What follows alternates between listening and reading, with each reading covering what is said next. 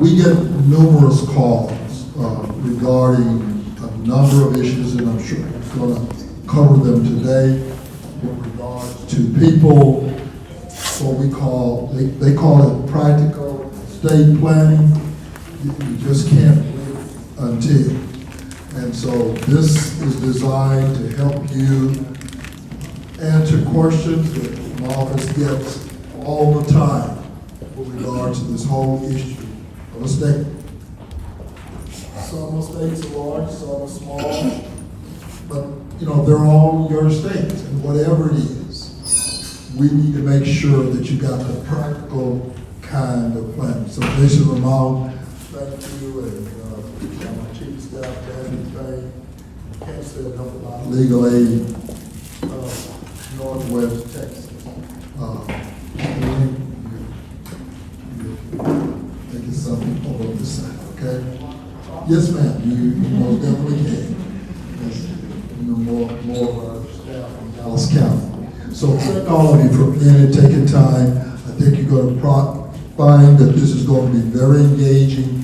You're going to be able to not only get a lot of your questions answered, but maybe even future wise. So those of you who joined us online, thank you as well. And George, I'm just going to turn it over to you, and it's on you. Thank you. So just to delve straight into the talk, today, like we said, it's called practical estate planning because we're trying to, the main thing is when you meet an estate planner, you have to have an idea of what you want, okay? Now, you don't need to know the specific documents that you need. Hopefully, the estate planner will say, oh, you want this to go to your grandniece? Well, here's the best way to do it, okay? But what we're going to talk about are the various vehicles that the estate planner will use, okay? Now, there's two types of planning that's involved, late life planning and property disposition planning. Pretty much are what they sound like. Now, late life planning documents have several, most of which you've heard about, but maybe you don't have all of them. Now, when I do estate plans for people, I tend to kill a tree, okay? Simply because you don't know what you need until it's too late, all right? So it's better to have too much done than too little, just to cover yourself, okay? So all of these type of documents, I'm always looking at each one of them, all right? First, of course, we have a medical power of attorney, all right? Now, they only kick into effect when you can't make medical decisions for yourself. And the main reason for them, if you still have a spouse, they can help make the decisions, that's great. But if you don't want to have your kids fighting as to what treatment should be done, okay? They should be focused on, giving you emotional support. You don't need to hear bickering going on the sides, all right? Then we have a HIPAA form, which allows people to see medical records. We have a durable power of attorney. Those tend to get abused a little bit, quite frankly, but I like to set them up where they only kick into effect when you truly cannot take care of things for yourself anymore, okay?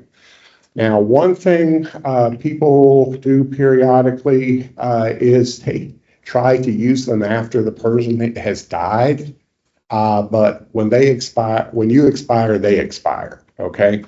They can't be done in lieu of an estate plan. Now we get a little more serious.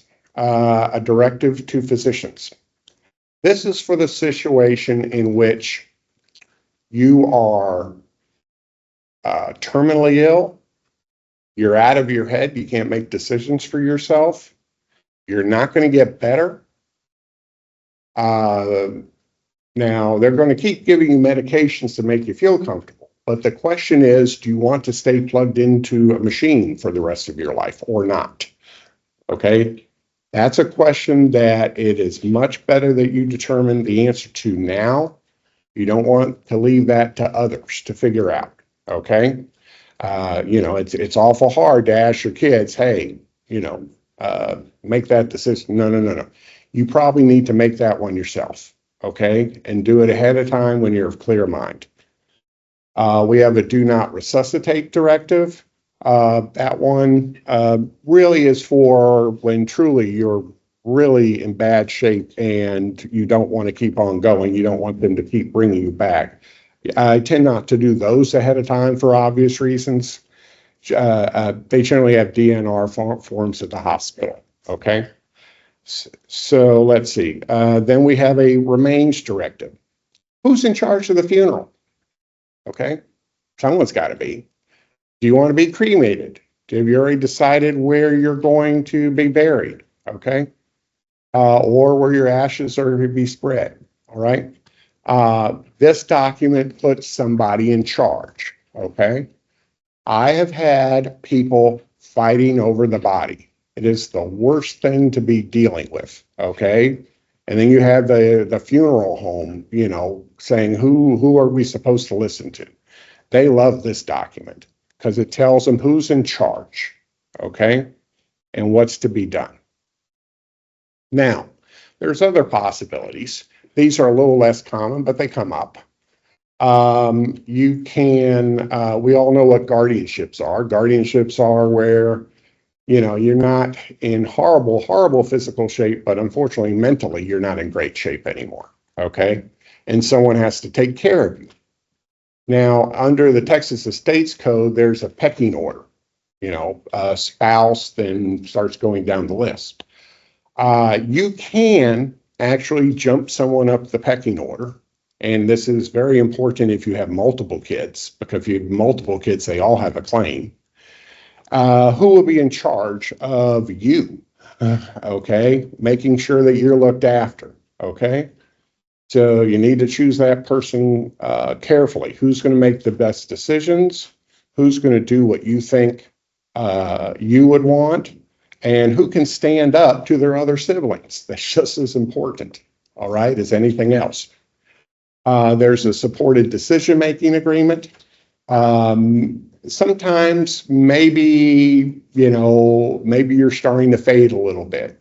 And when you go to the doctors, you're having a little more trouble answering the questions and, figuring out what needs to be done. Well, a supported decision-making agreement authorizes the doctor to speak to the person you bring in with you to your appointments. Okay, that's the simplest way of putting it.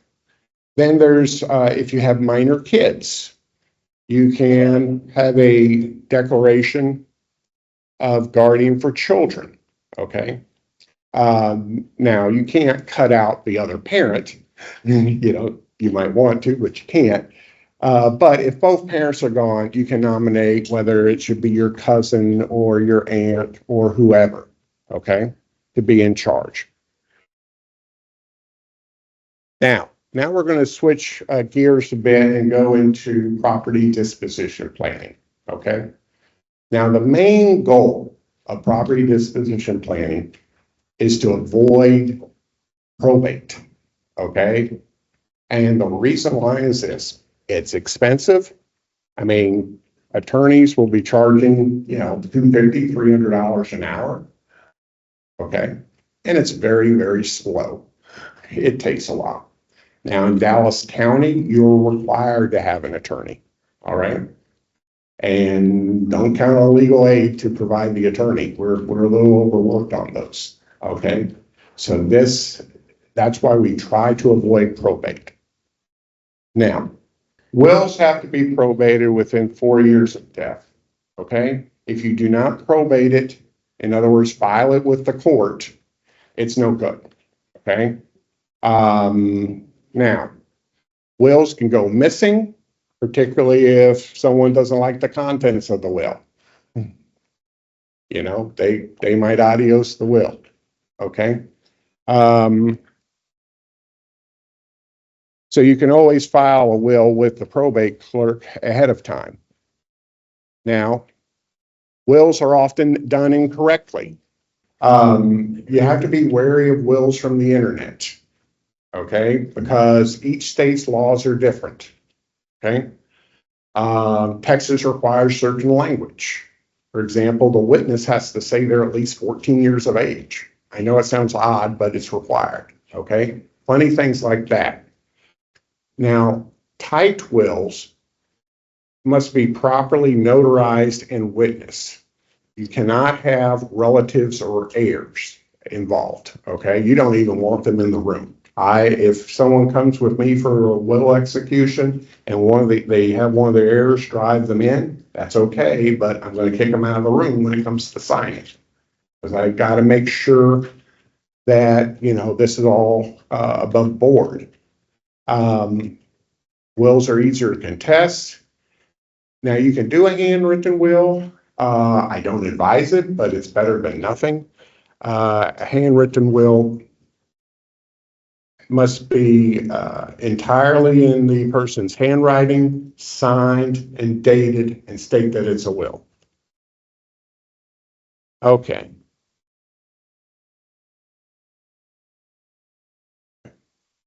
So why do a will? A will should always be done regardless, though. I mean, it's a catch-all. We're going to talk about other estate planning documents, but one of them might fail. So you might, you want a will done. You might miss some piece of property. You might come into a bunch of money, winning the lottery right before you die. So you always do want to have a will. Now, the other thing is you want to keep your estate planning documents safe, okay? I mentioned before that you can file your will with the probate clerk ahead of time. They have this thing called will deposit. If you don't have time to do that, whoever's going to be in charge of the estate, they should get the original of the will, okay? And you just keep a copy because whoever's going to be in charge needs the originals of the documents. You can always do a safe deposit box or at a minimum a fireproof box that you can get at Home Depot. But people have to know where it is, how to get to it, and have the key. Now, another thing that's useful, and I've had 4 parents pass away, so this list comes from experience. A list of useful information is very handy. Things include your marital history, your life insurance policies, your IRAs, your pensions, your bank accounts, your safe deposit box, any land that you owe, even if it's just a small interest, like, well, grandpa had this ranch out in East Texas and I'm one of the heirs of that. Somebody needs to know, okay? Information regarding your debts, particularly the big ones, mortgage, car notes, those type of things, okay? All your living children's information, okay? Including ones who have maybe disappeared. Got to know about them, okay? Any deceased children, okay? Need to know their information. Names and passwords to online accounts, okay? This is a huge problem. Google does not turn over that information without a fight, okay? So, they need that, okay? And of course, any funeral arrangements you made, burial insurance, whatever, title documents, and last but not least, at least your last year's tax return, because that's going to show funny little stuff. You can get a lot of information off of those. Now we're going to get to the big asset, your house, okay? The 2 best ways to avoid having to have a house go through probate are a transfer on death deed and a ladybird deed, okay? They're similar in many ways. They're different in certain ways, okay? Neither one is generally entirely perfect. Otherwise, I'd just tell you just which one to use. But I'm not going to go through all these little subcategories here of how they're the same. But the main thing is that what they do is you continue to own the house. You can still sell the house, do whatever you want with the house. But after your death, then it passes more or less automatically to whoever you named. All they have to do is file an affidavit of death with the county, okay, down in deed records. Now, they do have some differences. A transfer on death deed allows for creditors to come after the estate for 2 years, okay, if the estate cannot pay a debt. So if you have a transfer on death deed and you have a $20,000 credit card bill and no way else to pay that credit card bill, a transfer on death deed allows the creditor to come back, okay, and set aside and go after the house. Ladies and gentlemen, boys and girls, moms, dads, grandmas, and grandpas, we apologize, but, technology is great when it works. But once again, everyone, thanks so much for coming out. We've got some great information to share with you as well. I'm so honored to be a part of the business coming as well. I didn't expect I was going to be working, but I'm here with Mesquite ISD Radio, 88.5 KEOM. You already know I do the morning show, all right? And of course, to all of my teenagers over 50, make some noise in here. Now we're about to get things started because we've got the information that we will need in order to succeed. As we transition from this stage in life, thinking about our families, our loved ones as well.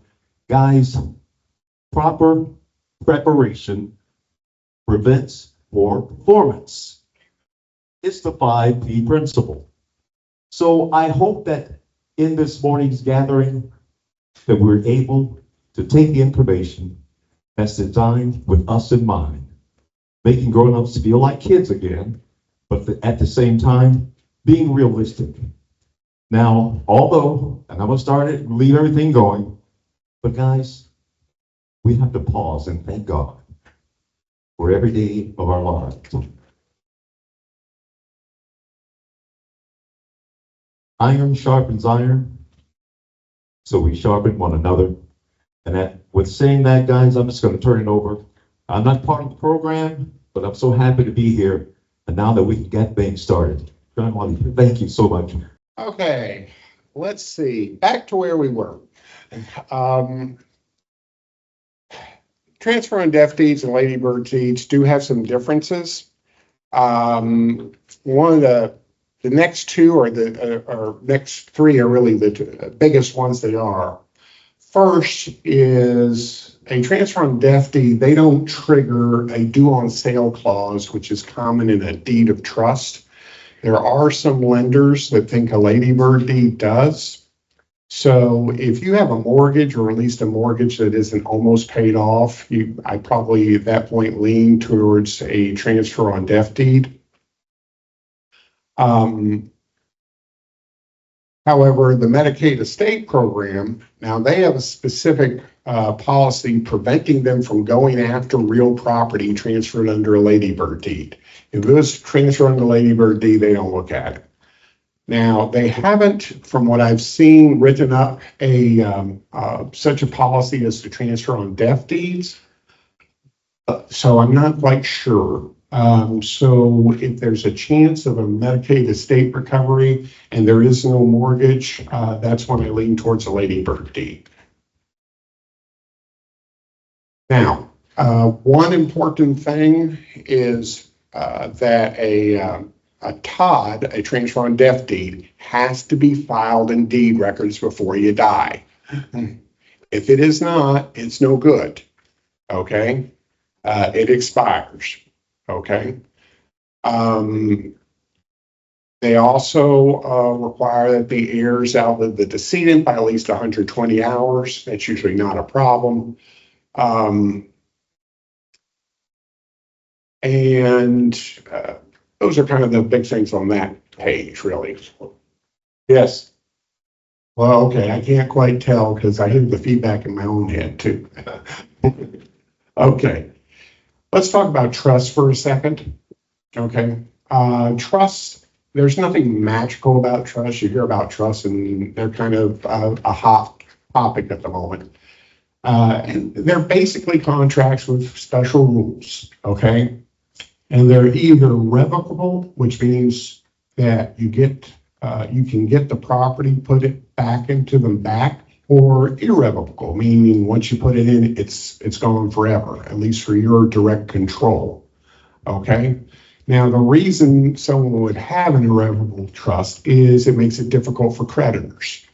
Because if you owe a debt when you die, but all your property is in a irrevocable trust, it's not your property. So the debtor can't go after it. And the big thing, though, for our purposes that they allow is they allow for a trustee to take care of your estate per your directions without any court supervision. Again, avoiding probate, okay? And they can stretch into the future. They can't go on forever, but they can stretch into the future, okay? I'll give you a practical example. I had a lady who came in who was fatally ill. She owned a house. She had 2 adult children. Now, what she wanted to have done was she wanted the first $15,000 from the sale of the house to go to her father and her brother because they had paid for medical expenses out of their own pocket to try to help her, okay?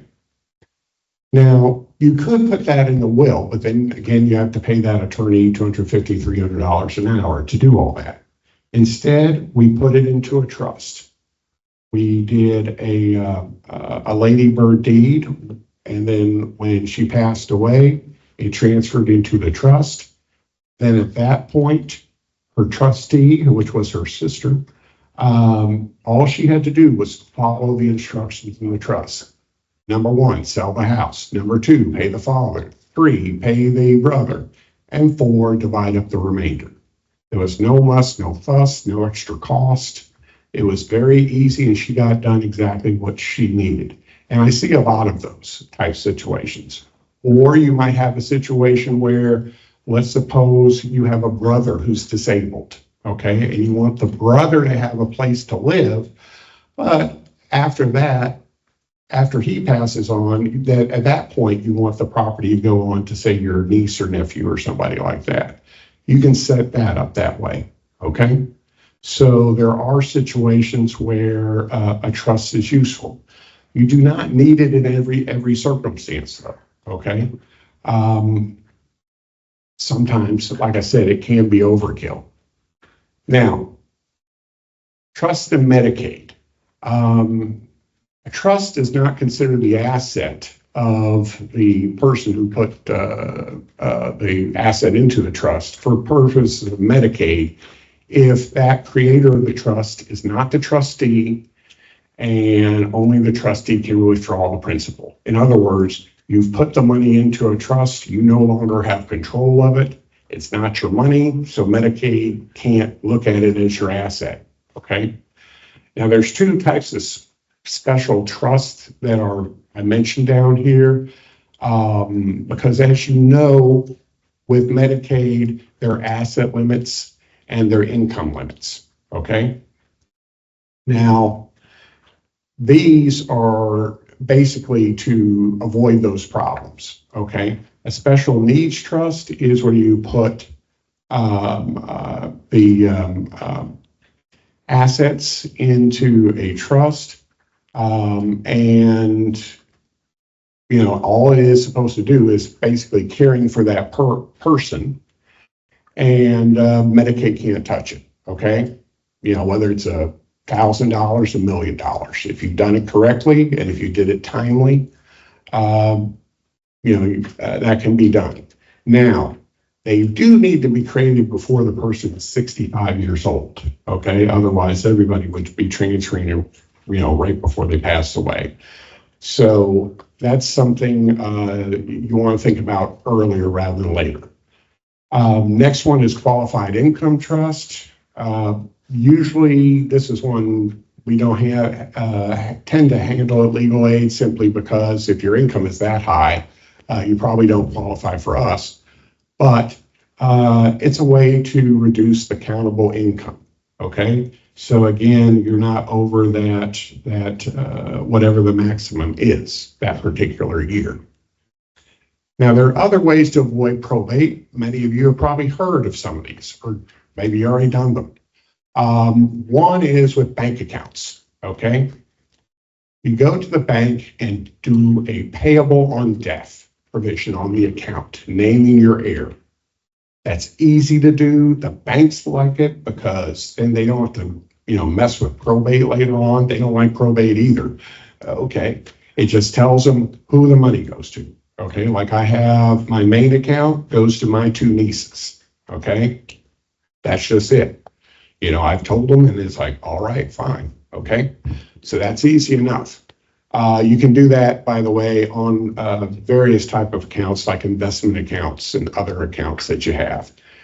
Then insurance. Now, most of us know that you're supposed to put a beneficiary on an insurance policy, but I've seen so many cases where that person has passed away before, the person who bought the policy. Okay, maybe they put their mother as the beneficiary initially, or their sister or somebody, and they're gone. Well, once that person disappears, guess what? You don't have a beneficiary, and what has to happen? The whole thing has to go through probate to determine who the heirs are. So you want to, if someone passes away, you want to make sure you choose a new beneficiary, okay? Automobiles. This is a simple one, a couple different forms which can be helpful. You can get them both at the Department of Motor Vehicles. One is a VTR 121 form, okay? This is pretty much like that transfer on death deed, okay? You just put it down, who's to get the car, you file it with the DMV, and you're done, okay? You can still sell the car. You can do whatever you want with the car. Okay, but if you expire before the car does, it's taken care of. Okay, perhaps you're a married couple. Okay, and you both are listed as owners of the car. Well, that's where a VTR 122 form comes in. This transfers a jointly owned car to the survivor. Okay. And again, you just have to fill it out, file it with the DMV. Not a big deal. Lastly, heirlooms. The personal effects, the things that you cherish. As much as possible, try to give these away while you're alive, because we've all had relatives who've gone into the house and started grabbing stuff. I mean, I'm related to one. I'm sure everybody else is too. Okay. But if you can give it away, some of the stuff away, the important things, the sentimental things, ahead of time, well, one, it makes sure that that person gets it. And two, this way you can enjoy them getting it. Okay. I remember my aunt was so happy because she gave me this big embroidered thing one time, okay? And she was just happy to see it go, all right? So it's just a good thing to do at some point. Now, we're going to talk about a couple odd little things just to cover the bases. One are affidavits of heirship. These are often misused, okay? Because there are many people who, instead of estate planning, they just end up, their heirs just filling out affidavits of heirship, okay? Now, this is generally not a good practice. Why? Well, because people lie. It's just one of those things. I had a lady call me up saying, hey, it seems like my mother's house has been sold. And I said, well, okay. My mother died 10 years ago and so forth, and I didn't get any of the proceeds. Her estate was never probated. Well, I looked into it, and yes, it had been sold. An affidavit of heirship had been filed by her brother and her sister, and guess what? There was only 2 kids listed. They didn't list her, the third one. All right. Now, in this particular case, she lucked out because the buyer had gone through a title company, okay, and who insured good title. They shouldn't have insured good title because basically I just wrote them a letter, sent a copy of the birth certificate showing that no, she was a daughter too. They sent over a check for $32,000. Okay, she was lucky. If that had been sold just by owner type thing, it would have been a lot trickier to get the money back. Would have had to undo everything. Okay, so you don't want to rely on those things. They don't give good title. They really don't. And many title companies won't accept them as a result. Okay. Now, then we have reverse mortgages. I'm not a big fan of these either. There are some times where they're useful. I mean, if you have just a cash flow problem, I can see it. In other words, you can pay it back quickly. Okay, fine. At that point, it's just like getting a loan, more or less. But often you'll see we've all seen the television ads, Tom Selleck up there, saying, this is a way for you to enjoy your golden years and da da da da da da. Okay. Well, there's things that he's not telling you. Okay. I like to think that he doesn't know. Maybe, let's keep a good thought for him. But one thing is you cannot defer your taxes if you're over 65, if you have a reverse mortgage. Okay. Like you normally could do. So you're going to keep paying taxes on your house. Okay. You can't defer those like you normally could. You obviously have to they want you to keep good insurance on the property. Quite often it turns out to be a loss. Okay. More or less. Okay. If you get the sum of money all at once, which is pretty much what you get, the Medicaid will count those as an asset. Okay. So you better do something with that money within that calendar month. So if you get say $75,000 on, March 29th, that's going to disqualify you for Medicaid. You better spend the money in the next 2 days. Okay.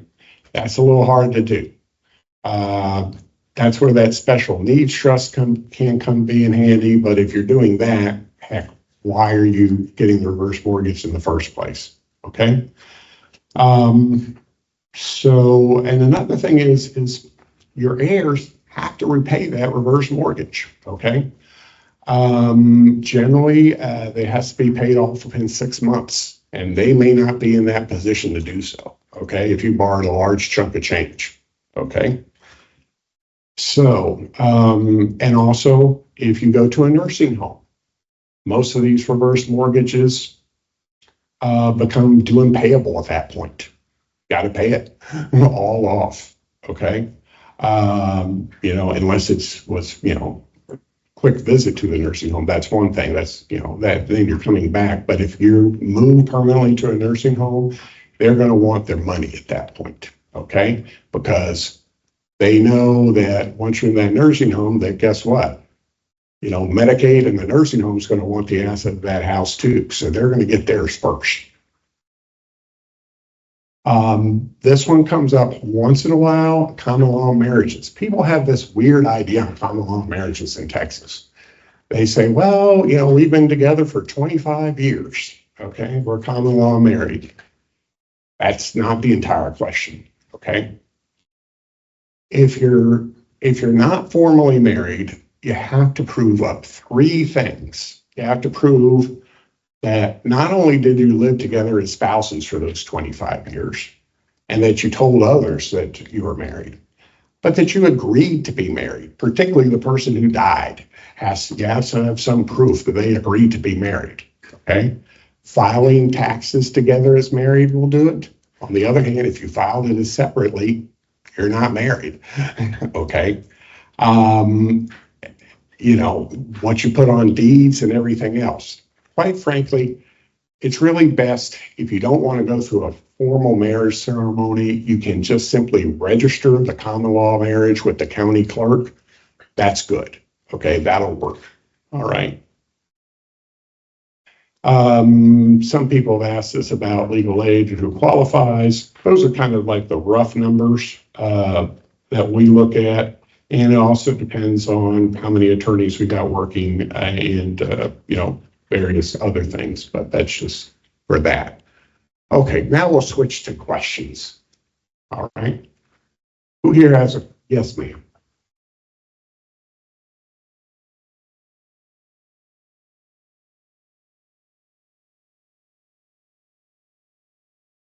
Well, if a trust makes, well, okay, I'm a little unclear on your question.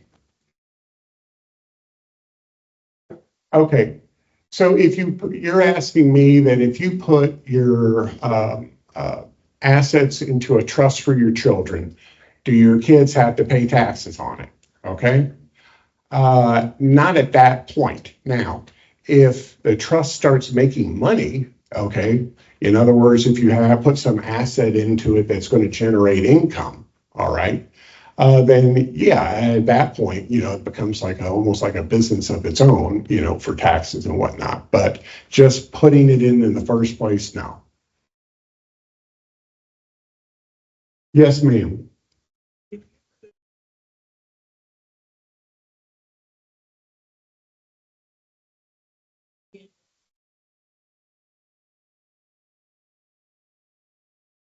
Okay.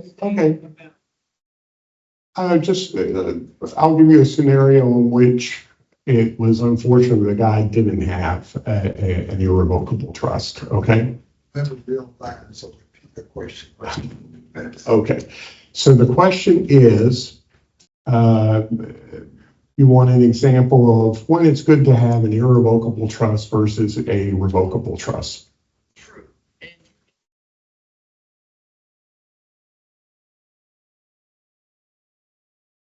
Okay, well, I'm going to give a slightly different one because my memory's failing, but here's the one I remember, okay?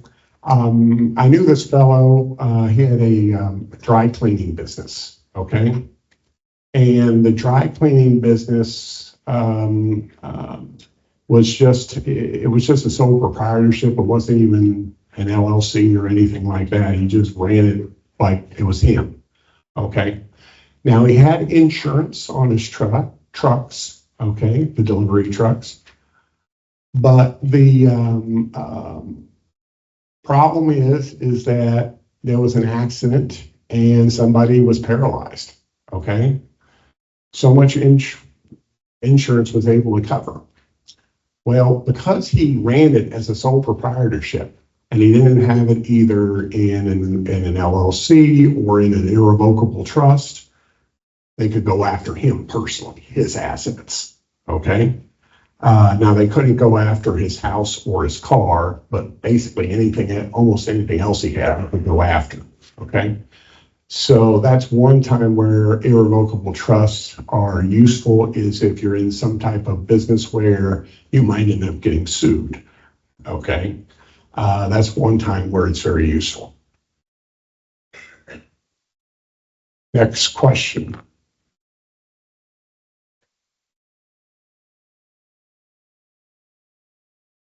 Okay, trust forms. I'd like to say there's.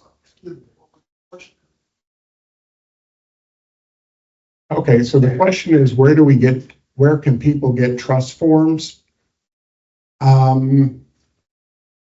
This one's a little dicier because trusts are very particular. In other words, you better do it right. It's not like a standard fill in the blank form that you can find. There are various ones that you can find at legal libraries and so forth, but then you have to know which one works for you and what all the language means.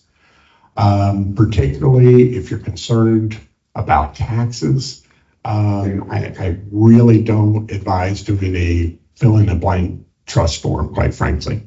And again, every state's law is different, okay? And trusts are particularly ornery because you have to deal with, okay, what state are we in?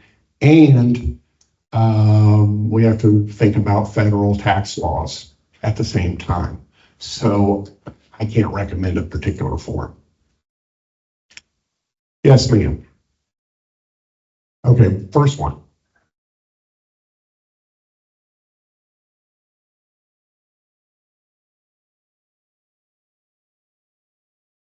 Okay, the question is whether a payable on death account is same as a beneficiary. Essentially, it is. It's just a different term. The banks use the term payable on death.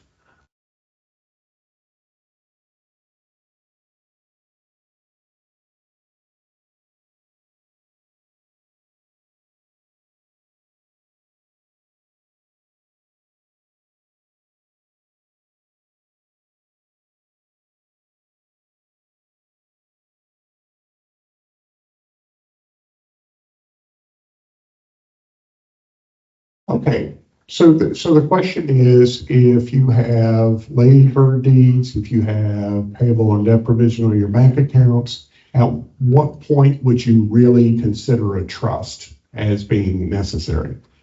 For that type of situation, the one you're describing, it's as if you need control for a bit longer, okay? For example, if there are minors involved, okay, you might need control for a bit longer. If you want the house to first go to one person and then to go to somebody else, okay, you need control for a bit longer. So that would be a trust situation. All right, so it just depends. Now, if everybody is a grown adult, can take care of themselves, have, are good that way, then you don't need it. Okay. Yes, ma'am.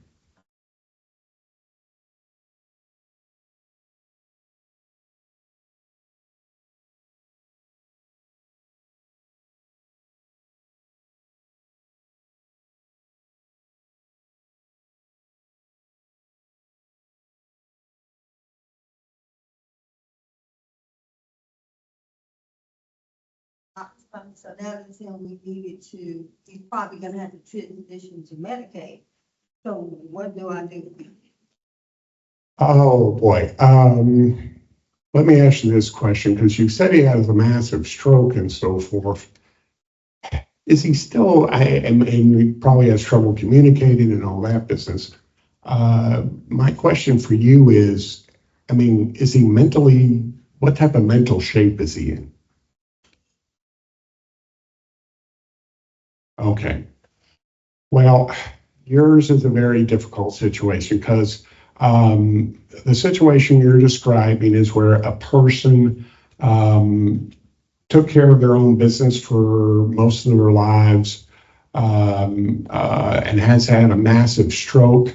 It sounds like it's affected him mentally, and there's not a lot of paperwork in order at this point.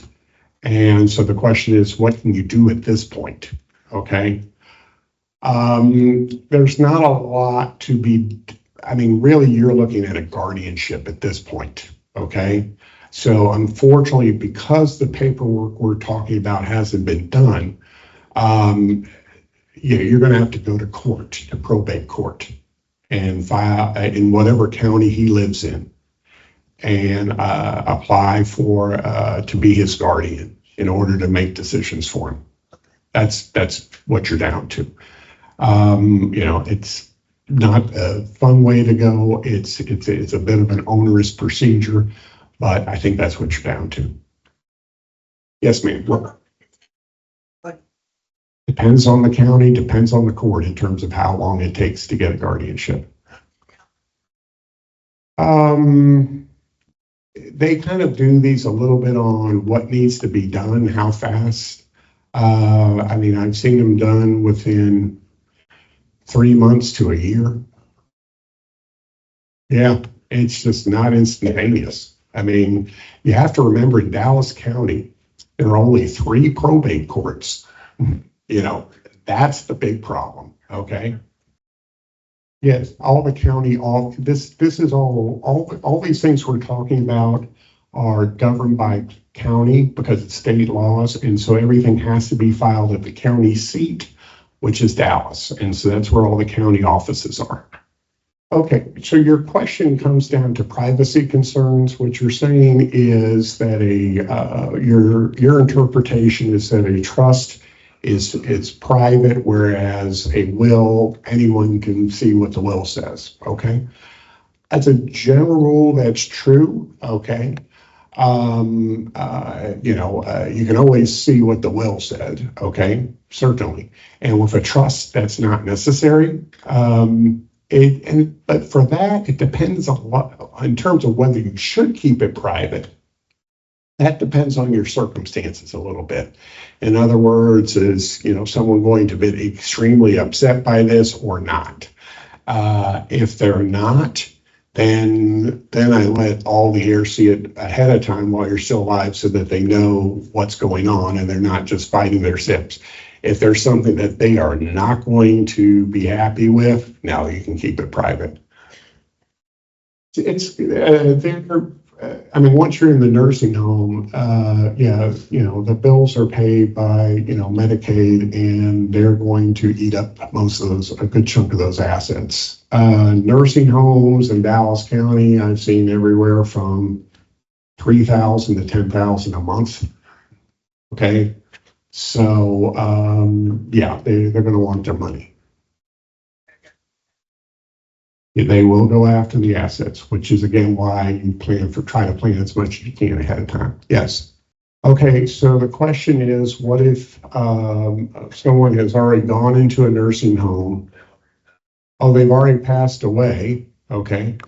There's a house, multiple siblings. Well, at that point, you're having to file a probate action. Okay. And what will happen is everybody gets notified of the probate action, including creditors. Okay. And creditors will file stuff with the probate action saying, hey, we're owed this, we're owed that. Okay. So what will happen in the end is, most likely, depending if it's a large amount of debt, the house will likely end up being sold. Creditors get paid. Take that back. Creditors get paid first, attorneys probably get paid second, and then the remainder gets divided among all the siblings. Probate action, again, has to be filed with the probate courts in downtown Dallas. In Dallas County, you have to have an attorney to file a probate action. Yes, holographic wills are legal in Texas. I don't advise them as a final solution, but they're better than nothing. And a holographic will, to be valid, has to be entirely in the person's handwriting, nothing typed. Okay. They have to be dated, they have to be signed, and they have to say that somewhere that it's a will. Okay. If they match all those things, they're valid. They're not the funnest things to probate, simply because, again, you have to file them for probate with Dallas County.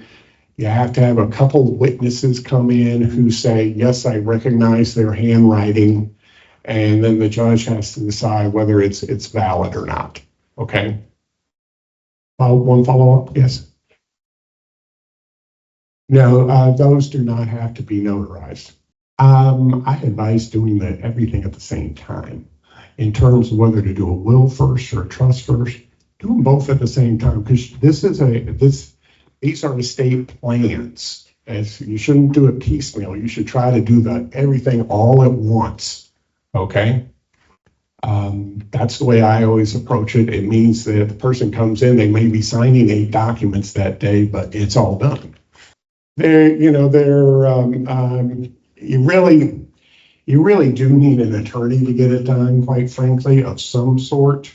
I mean, obviously you have us at Legal Aid, you have private attorneys. You can also go, if you're looking for a private attorney, you can contact the Dallas Bar Referral Service. Their number is 214-220-7400. That's just to find someone. The SMU Legal Clinic might do them. I'm not sure about that. Okay, two things. Question was, how do you set up a trust? And the other question is, what is an executor? Okay.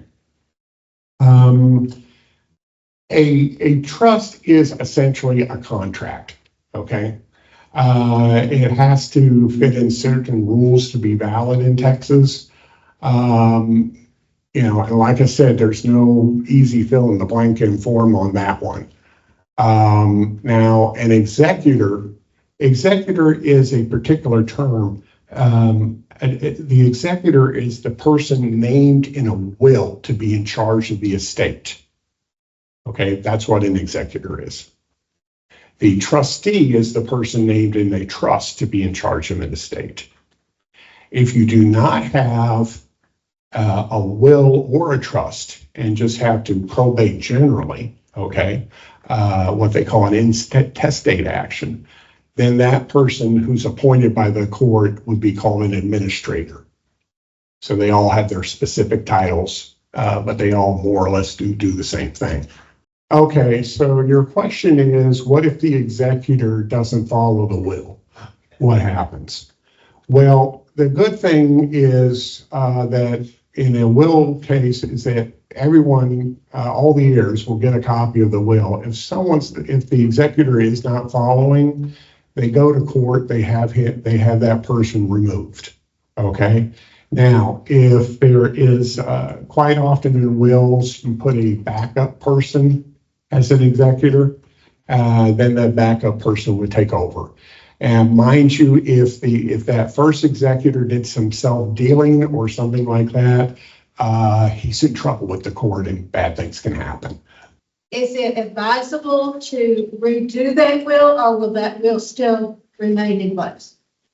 It is advisable to, the question is if you have an older will that done decades ago, children have grown up, circumstances have changed, it is advisable at least to have it reviewed, okay?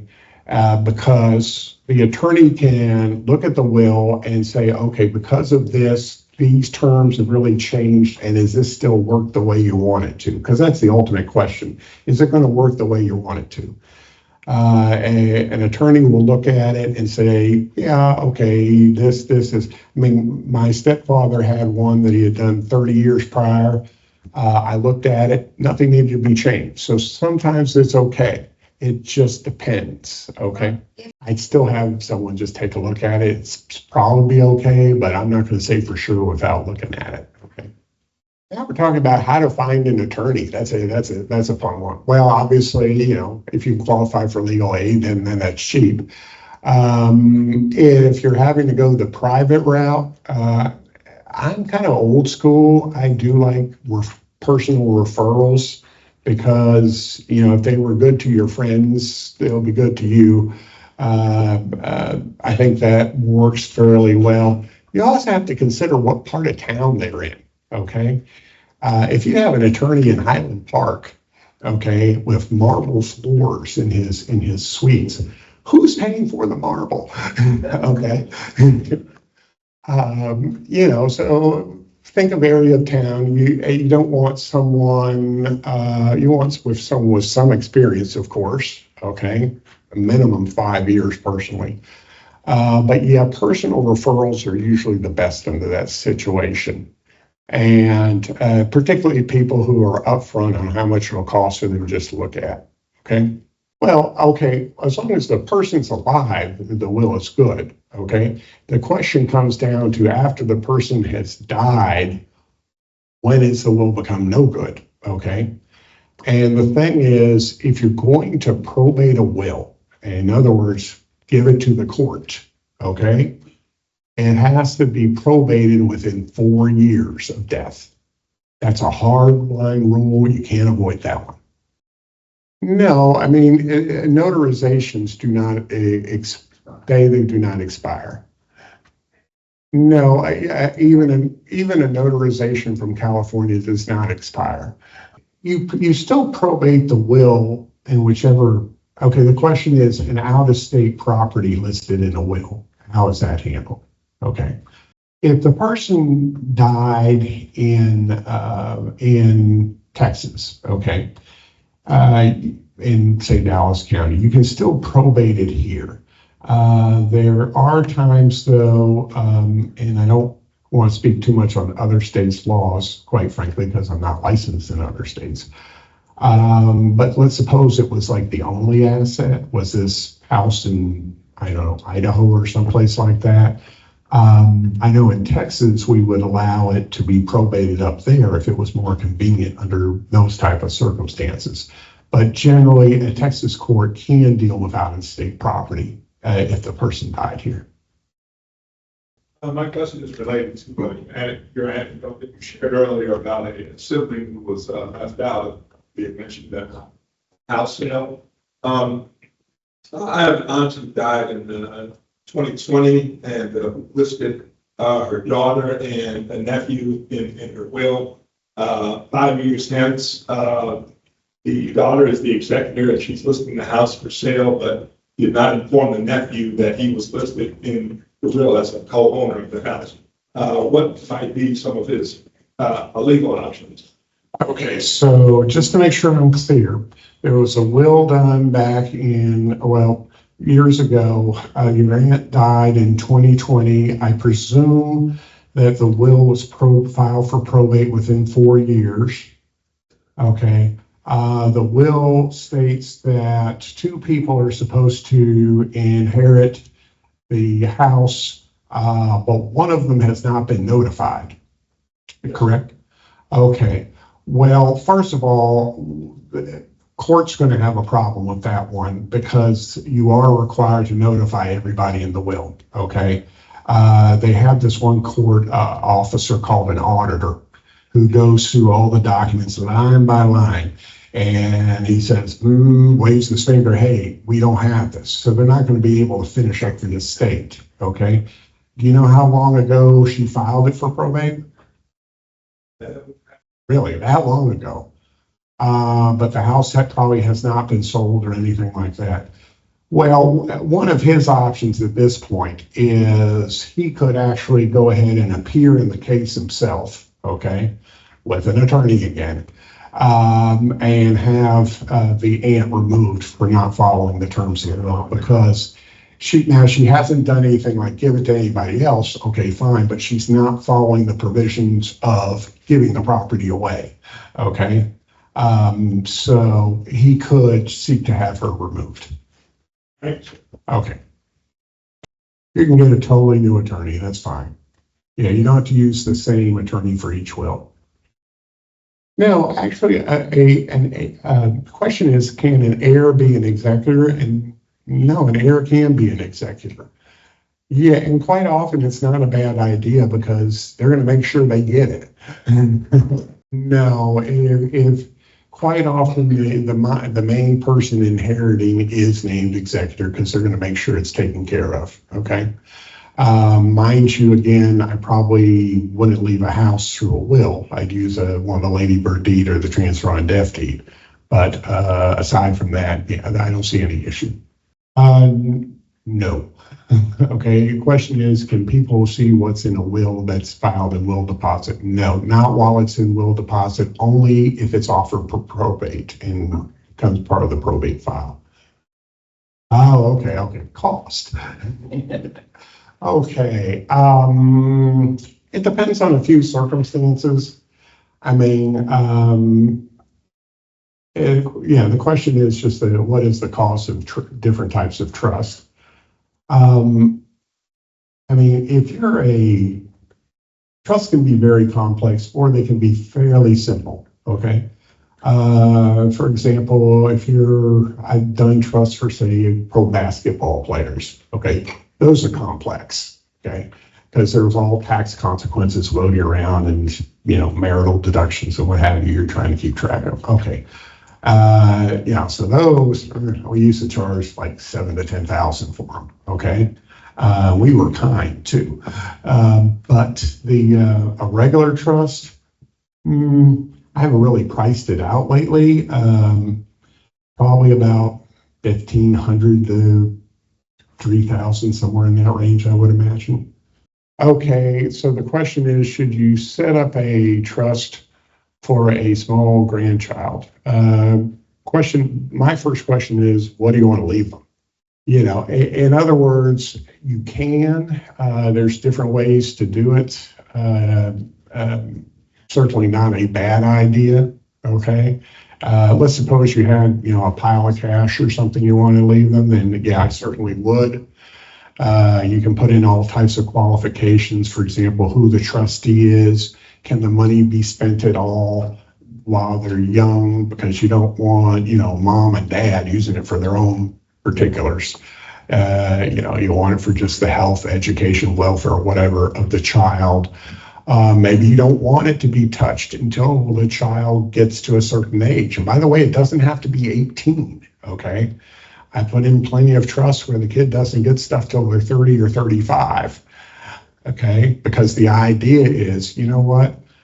Kid needs to be out on its own, learn how to work for themselves, get some good habits in before they get this, you know, bonus money. Okay, the question is, what should you do if you only have one child? What's the simplest thing to do?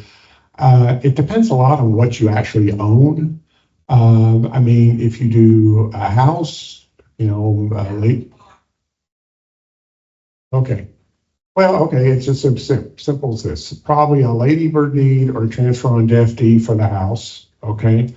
A VTR 121 form for the car, and a payable on death provision for your bank accounts. Let's see. Yeah, you probably, well, you certainly could do the VTR 121 form. The payable on death provision, yeah, you can do on your own. Transfer on death deed or ladybird deed, possibly. There are some forms out there. You know, I can't vouch for the form without seeing, but it's possible.